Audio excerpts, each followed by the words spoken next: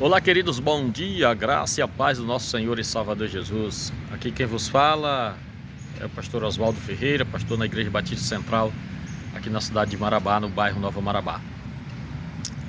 Quero compartilhar com você uma pequena reflexão sobre Pedro. Pedro, quando ele sai do barco e começa a andar sobre as águas, ele afunda. E é interessante que os seus amigos estão ali, os companheiros de pescaria, companheiros de jornada, mas ninguém tentou socorrer a Pedro. E às vezes eu fico olhando as pessoas criticando, Pedro naufragou na água, porque Pedro olhou para os lados, Mas querido, olha que coisa interessante, quantos passos Pedro deu antes de se afundar? Às vezes você está pensando em alguém que afastou do caminho do Senhor, alguém que caiu, e você só está falando sobre a queda, só está falando sobre os seus erros. Mas quantos passos ele deu antes de cair?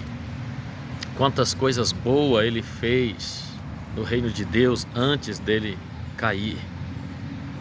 Quantas mensagens ele pregou, quantos louvores ele cantou, quantas pessoas ele evangelizou. Agora, porque ele pecou, porque ele caiu, porque ele se afastou, ele não tem mais valor? Pense sobre isso.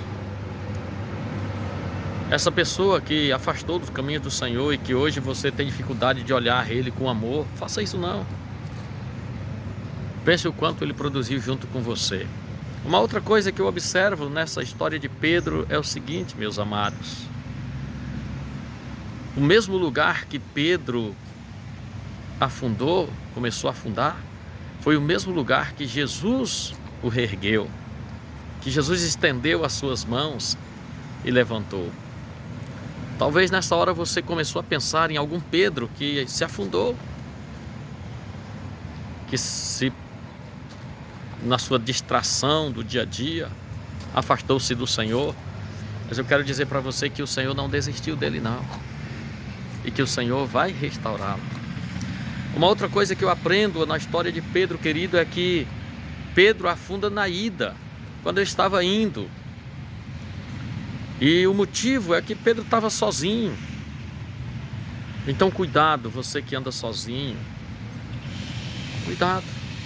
Mas a Bíblia diz que na volta, quando Jesus pega Pedro e Pedro volta, Pedro então não afunda no seu retorno, porque Pedro não estava mais sozinho, Pedro agora estava com Jesus. Então, meus amados, para você não se afundar, para você não cair, para você não se afastar, não ande sozinho, ande com Jesus. A partir do momento que Jesus pegou na mão de Pedro, tirou ele ali onde ele já estava afundando, Pedro então é fortalecido, e Pedro caminha de volta para entrar no barco e não afundou mais, porque Jesus estava com Pedro. Estar com Jesus faz a diferença, querido.